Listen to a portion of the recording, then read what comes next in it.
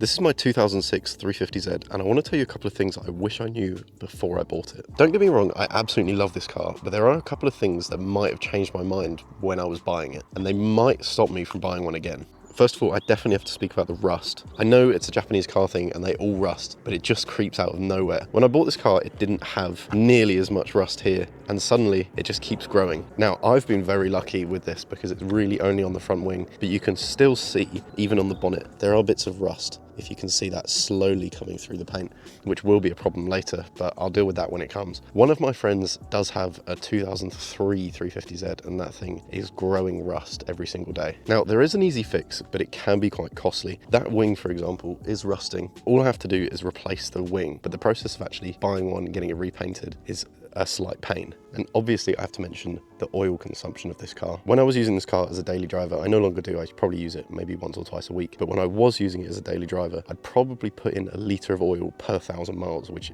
is slightly crazy. And before you say anything, this is just my AC. I did think I had a problem when I first bought the car, but it's just my AC drainage. One thing I definitely wish I knew was how much these tyres would cost me. Now, I do have aftermarket 19-inch 35 profile 255 width on this car, but a full set, I've just done it recently, a full set cost me just around £800. Now, these are the Continental Sport Contact 6s, so they're slightly above the average, but I feel like with a car like this, even though it's not too fast, you still want some sticky tyres. Besides that, something you'd probably never think about is when you're driving this car, it does rattle. Everything rattles. It's an old Japanese car. It's almost 20 years old. It rattles like crazy, especially over bumps. And this next thing is slightly self-inflicted, but I have put it on coilovers. You can see it is quite low to the floor. And I've also got a straight piped exhaust that goes straight through from the cats. So cat back, I suppose. But over pretty much every speed bump, I'm scraping on the bottom. The problem is these cars tend to not look brilliant without them being lowered. So if you are thinking about doing that to your car, just keep that in mind. This next one might be just a personal experience, but a lot of people tend to ghost MOT these or get what's called an MOT pass. But when I took over this car, I decided I was going to get a proper full MOT on it and do everything completely legally. That's how I ended up spending around £2,000 just to get it through its MOT. I had to replace all the suspension components in the rear and the front, as well as those tyres that I mentioned. I had wheel bearings on every single one to be replaced because they were rattling as well. New brakes, new discs, and it all stacks up very, very quickly, even with an old Japanese car. Now, the fuel consumption on these